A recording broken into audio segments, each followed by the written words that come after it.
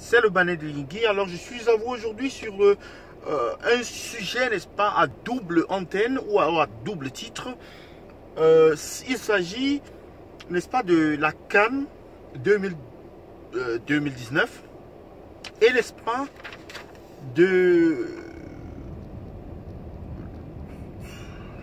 réaction ou alors d'un voice ou d'une vidéo qui a été récupérée, dans laquelle monsieur Messanga Nyamding, que vous connaissez certainement très bien, un membre influent du comité central du RDPC, faisait allusion, n'est-ce pas, aux inquiétudes qu'il avait. Et je vais vous faire écouter le voice là.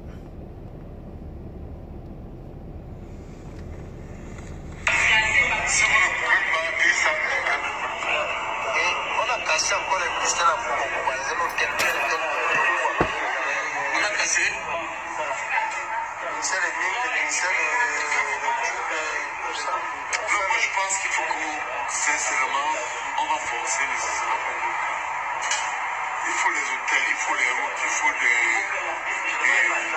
infrastructures. Ouais, ma prévue n'est pas encore prêt.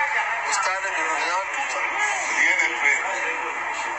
Oh, nous sommes au courant qu'on nous donnait la CAN depuis 5 ans. On peut construire un stade, bien sûr.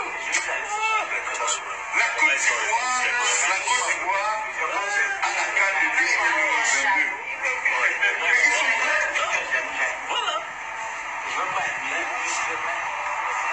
Les Ivoiriens ont déjà fini le stade. 2022. Les Marocains veulent nous arracher ça pourquoi? Parce que nous sommes pauvres.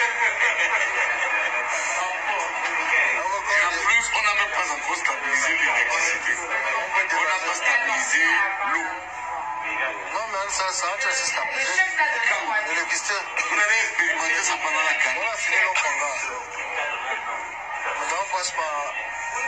Et puis, il faut des routes. Imaginez une équipe comme l'Égypte. Vous mettez tous les à l'Égypte, il y a le Nigeria. Et vous mettez les Nigériens qui vont à Bamako. Donc, vous avez 3 hôtels. L'autre 4e hôtel, c'est 4. Vous allez peut-être la barater. Ils vont s'entraîner. C'est la sécurité qu'on veut créer. Non, c'est dur, hein. C'est très dur. Pour construire un bon stade, les experts disent qu'il faut 36 mois. Bon, où étions-nous avant? On compte sur l'épée. Les gars demandent qu'il faut construire encore 2 stades comme l'épée.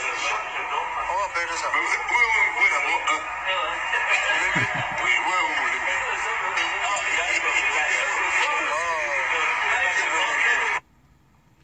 Voilà, c'est la fin du voice là. Alors, qu'est-ce qu'il faut retenir là? Je vais vous donner un petit sommaire. En commençant d'abord, il dit sincèrement, on va forcer, mais ça ne sera pas une bonne CAN. Ça, c'est monsieur Messamba Nyamding qui, n'est-ce pas, a été filmé en cachette et dont la vidéo a été distribuée ou bien partagée. Et il s'agirait là d'une vidéo qui date du mois de juin. Donc ça fait environ 3 mois. Un peu plus de 3 mois. 3 mois. Alors il dit on va forcer, mais ça ne sera pas une bonne CAN. Il faut des hôtels, il faut des routes, il faut des infrastructures. Rien n'est prêt. Or, nous sommes au courant qu'on nous a donné la CAN depuis 5 ans. Après, il va un peu plus loin, il dit la Côte d'Ivoire organise la CAN de 2022. Ils sont déjà prêts. C'est ce qu'il dit. Et il dit les Ivoiriens ont déjà fini leur stade. Après, c'est le jeune homme qui lui pose... Après, il ajoute en plus qu'il faut stabiliser l'électricité et l'eau. Et le gars lui dit, mais c'est déjà stabilisé. Il dit, quand? Vous allez expérimenter ça pendant la CAN? Et il ajoute encore, mais en plus, il faut des routes. Imaginez qu'on a deux équipes comme le Nigeria et l'Égypte qui se retrouvent à Bafoussam. Or, à Bafoussam, il n'y a que 3 hôtels. Le quatrième, ou la quatrième équipe, ira donc où? Peut-être à Baganté. C'est ce qu'il dit. C'est alors qu'il dit, les experts disent qu'il faut 36 mois pour construire un bon stade. Nous étions où avant? C'est alors que le gars lui dit, mais on a Olembe. Il dit, mais quel Olembe? On n'a même pas un stade. Parce que le gars lui a dit, il faut construire des stades comme Olembe. C'est là où il dit, les experts ont pourtant dit qu'il faut 36 mois. Et on n'a même pas un stade.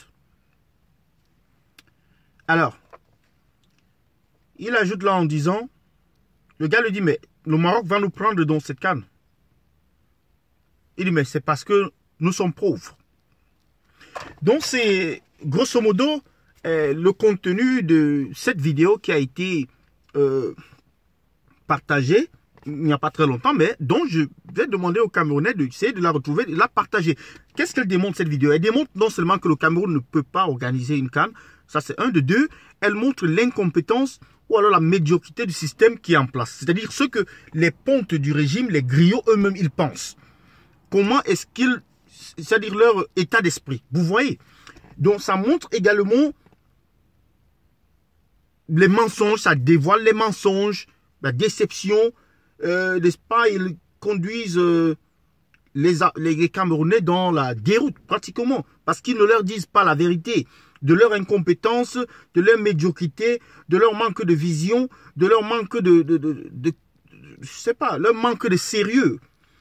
Et donc ça, c'est une, n'est-ce pas, c'est une manne pour l'opposition. C'est une manne pour les Camerounais d'écouter un monsieur qui d'ailleurs était hier dans une émission de télévision contre le jeune Wilfried Ekanga, qui l'a correctement lessivé, qui l'a complètement, c'est-à-dire écrasé. Il a passé son temps à vociférer, à crier, et en parler, même parler en patois, mais ça n'a pas changé grand-chose. Donc c'est ce que je voulais soumettre à votre attention, mais surtout aussi relever que Roger Mila a fait une sortie samedi dernier où il accusait, n'est-ce pas, le président de la CAF d'être méchant, d'être malhonnête, d'être ceci, cela. En fait, c'est... Et aussi, il y a RFI qui a sorti un communiqué en disant qu'une décision sur la CAN ne va que sortir après la présidentielle. Donc, c'est dire que le Cameroun, clairement, n'aura pas la CAN. Je ne sais pas ce que vous pensez à ce sujet. C'est le Banane de Yingui. J'attends vos commentaires.